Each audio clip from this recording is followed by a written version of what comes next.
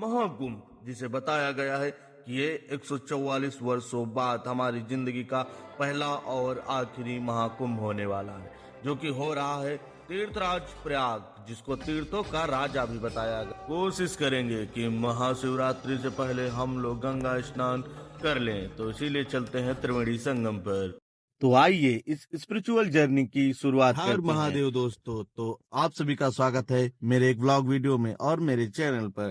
तो आप सभी मुझे जानते ही हैं, मैं आप सबके लिए और अपने लिए वीडियोस बनाता हूं और इंस्टा पर डालता हूं।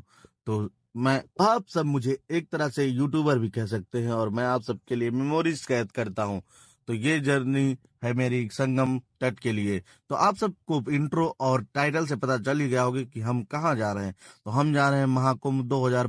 तो ये महाकुंभ मेरी लाइफ का पहला महाकुंभ होने वाला है। मैं जहां प्रयागराज त्रिवेणी संगम पर जाऊंगा, तो आओ चलते हैं मेरे साथ और देखते हैं कि क्या नज़ारे हैं। तो नज़ारे बाहर से तो बहुत अच्छे लग रहे थे, पर हमको बहुत सारी भीड़ का सामना करना पड़ता है। भीड़ से परेशान होकर अब हम पहुंच गए थे, पर अभी हमारे सामने संघर्ष था पैदल चलने का, और हम लोग पैदल चलना लगभग स्टार्ट भी कर दिए थे। अब आप जो देख रहे हैं मेरे चेहरे पे ये हंसी इसलिए है कि मैं देख रहा हूँ कि यहाँ पर तो भीड़ है ही नहीं। लोग फालतू में डरा रहे थे, पर जैसे जैसे हम आगे बढ़ रहे थे हमारी सांसें बढ़ रही थी, क्योंकि भीड़ बढ़ती चली जा रही थी और हम भूल न जाए इसलिए कुछ फोटोज वीडियोज बना रहे थे कि वहां तक जहां से हम वापस आए हैं वहां तक वापस पहुंच जाए अपनी गाड़ी के पास।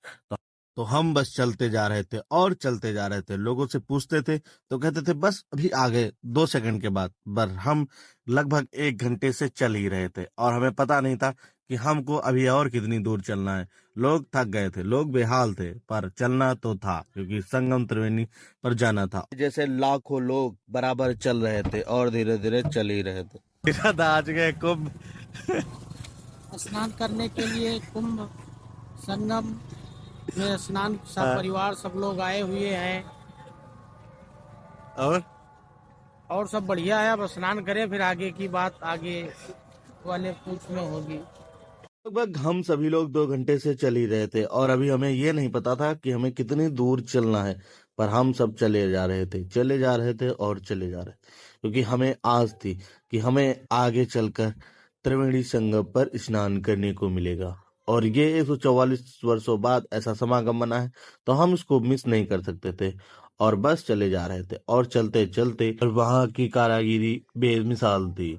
कुछ मंदिर तो ऐसे दिख रहे थे कि जैसे सच में वहां पर मंदिर बना हो, पर आप जब करीब जाकर देखते तो वो सिर्फ बांस और बल्ली और कपड़ों से बना हुआ एक टेंट पंडाल था, जिसको कि मन भीड़ बढ़ना शुरू हो गई थी और हमें अब लगने लगा था कि हम त्रिवेणी संगम के करीब आ चुके हैं। और हमें लग नहीं ऐसा नहीं था, पर वहां जिस लोग से पूछते कि त्रिवेणी संगम कितनी दूर है, बस कहते बस वो देखो आ गया ना।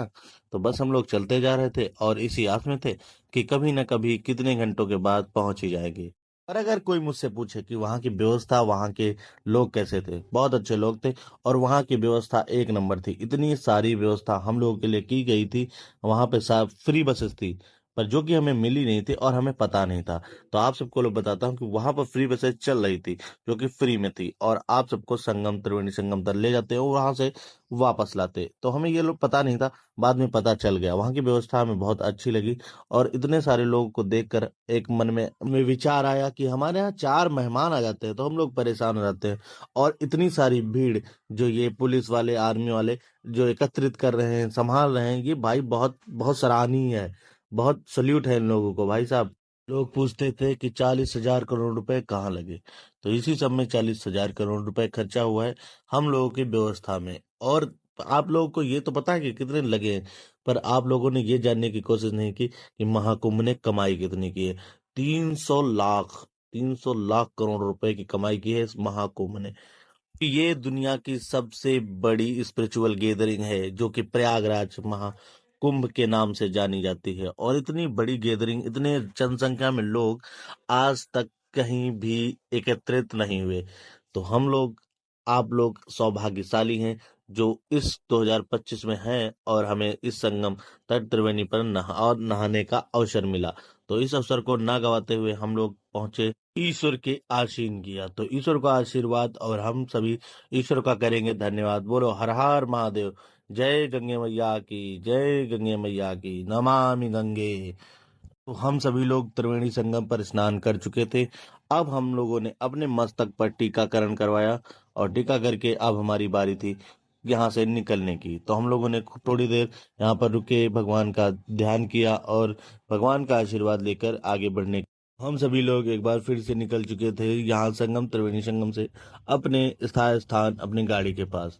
तो हम लोग को इतनी परेशानी होगी ये हमने सोचा नहीं था, क्योंकि आप पहले तो हम लोग जोश था कि माता के पास और संगम त्रिवेणी पर चलना है, पर इस बार हम लोग परेशान हो रहे थे। पर ये परेशानी हमारे ऊपर वाले से, भगवान से देखी नहीं गई और हमारे सामने आ गई बस। बस रुकी और हम लोगों ने भगवान का धन्यवाद किया और उसी में चढ़ गए। इतनी अच्छी सीट मिल गई और हम लोगों को अपने स्थान गाड़ी के पास पहुंचना हुआ जल्दी से। हम सभी ईश्वर का धन्यवाद करते करते अपने गाड़ी के पास पहुंच गए थे। हमें कष्ट नहीं हुआ गाड़ी ढूंढने में और हम गाड़ी के पास पहुंच गए और गाड़ी में बैठे। अब हमारे पेट में लगी थी भूख, इसलिए हमने सोचा चलो कुछ खाते हैं। कुछ खाते पीते हम लोग निकल चुके थे और निकलने के बाद इतनी सारी बड़ी जाम में हम लोग फंस गए थे। बहुत टेंशन थी कि अब कितनी देर में हम घर पहुंचेंगे। पर जैसे जैसे भीड़ हटती गई हम लोग धीरे आगे बढ़ते गए और मेरा फोन डाउन होता गया। तो आप सभी लोग कमेंट करके बताना कि आप लोग अभी तक त्रिवेणी संगम पर गए हैं, स्नान किया है कि नहीं, और चैनल को सब्सक्राइब कर देना। Bye bye.